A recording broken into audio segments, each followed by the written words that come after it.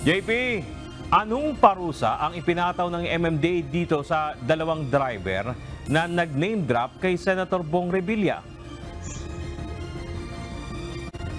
Bernard, ito nga dalawang driver na ito na dumaan sa EDSA busway kahapon na nag-name drop sa pangalan ni Senator Bong Revilla Jr. ay na-issuean na ng violation ticket ng MMDA dahil dun sa pagdaan nila sa busway. Katumbas yan ng 5,000 pesos na multa para dun sa first offense ng patakaran sa bus lane. Inamin ng mga ito sa mga otoridad na hindi pagmamayari ni Senator Revilla ang minamaneho nilang sasakyan at hindi rin nila ito sakay kahapon at ginamit lamang ang pangalan ng mambabatas upang makalusot sa mga traffic law enforcer. Base sa impormasyon ng MMDA, umarap kanina sa opisina ni Chairman Romando Artes ang dalawang driver na dumaan sa EDSA busway kahapon na nagpakilalang convoy umano ni Senator Bong Revilla Jr. Umamin na ang mga ito na hindi nila sakay ang senador kahapon at hindi rin ito pagmamayari ang sasakyan na kanilang minamaneho. Kaugnay nito, inamin rin ng mga traffic enforcer ng MMDA na nangharang sa convoy na hindi niya talaga nakita na sakay ng sasakyan si Senator Revilla.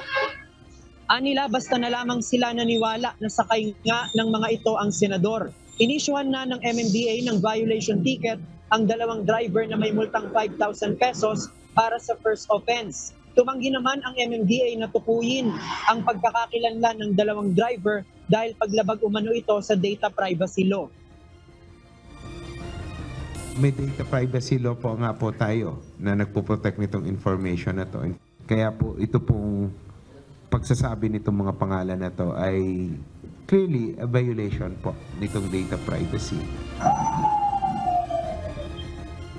Ayon kay Chairman Artes, isang kakilala ang nagpaabot sa kanya ng mensahe kahapon na kaibigan ng may-ari ng sasakyang naharang kahapon ng mga enforcer ng MMDA. Samantala, ipinaliwanag naman ng MMDA Chairman na maaaring may nalabag talagang protocol sa exemption sa EDSA busway si retired Colonel Bong Nebriha. Yun nga po yung isa sa violation ni Colonel Bong. Wala naman po tayong definite na policy na nagsasabi na pag may sakay na VIP ay kailangan palagpasin. Consistent naman po tayo sa ating pronouncements at sa ating implementasyon supposedly na outside noong listahan ng DOTR, wala pong other exception. Muling nilinaw ng MMDA na hindi kasama ang mga sasakyan o convoy ng mga senador o kongresista sa mga pinapayagan na dumaan ng busway. Tanging ang sasakyan lang na may protocol plate mula 1 hanggang 5 o mula sa Presidente hanggang sa Chief Justice ng Supreme Court ang may pahintulot na gumamit ng eksklusibong lane para sa city buses. Bernard, ayon naman sa MMDA, simula sa Lunes ay hihigpitan na nila ang pagpapatupad ng exemption dun sa mga pwedeng dumaan sa busway. At hindi na rin papayagan yung mga government vehicle, kahit marked pa yan, na dumaan sa EDSA busway. Alinsunod nila yan doon sa listahan na inilabas ng Department of Transportation kung sino lamang yung mga pinapayagan na dumaan sa EDSA busway. Yan muna ang ating latest live mula dito sa Quezon City. Balik sa'yo, Bernard. JP, pero meron pa rin mga government vehicles na pinapayagan sa busway na on duty, JP.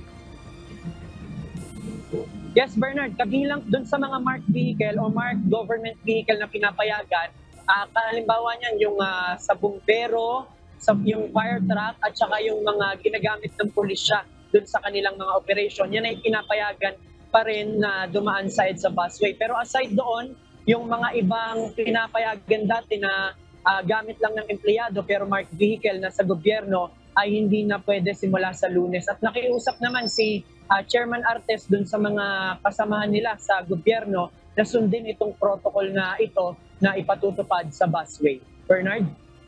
So, bombero, pulis JP kasama, ambulansya. Yes, Bernard. Ambulansya kasama rin. Yung emergency vehicle, kahit yan ay mula sa pribado, pero dahil yan ay emergency vehicle, ay talagang yun naman ay pinapayagan sa busway. Bernard? Panghuli na lang, JP, nabanggit ba ni Chairman Artes? Bakit nag-name drop yung dalawa at ang naisipan pa nilang i-name drop ay si Senator Bong Revilla? Bernard, nung inilabas yung press release kanina, yan yung isa pa dun sa pending na tinatanong natin kung bakit nga itong dalawang driver na ito ay in-name drop pa si Senator Revilla at kung ano yung kaugnayan nila doon sa kay Senator Revilla. Pero kanina hindi na kasi tayo pinayagan na ma-cover pa yung pagpunta ng mga driver, kaya hindi na natin nakuha yung impormasyon at sinubukan din nating makakuha kay chairman ng Panayam. Inabangan natin kanina sa opisina ng MMDA, pero hindi na rin sinabi sa atin kung bakit si Senator Revilla yung in-name drop nitong mga driver na ito. Maaari kapag ka nagpaunlak pa ng kasunod na panayam ang MMDA ay makakuha pa tayo ng impormasyon o kahit yung mga driver na ito na hindi pa ibinibigay yung pangalan ay malaman din natin kung ano nga ba yung tunay na dahilan bakit si Senator Revilla pa yung kanilang binanggit nung sila ay nahuli sa busway. Bernard? Maraming salamat, JP Nunez, live mula sa Quezon City.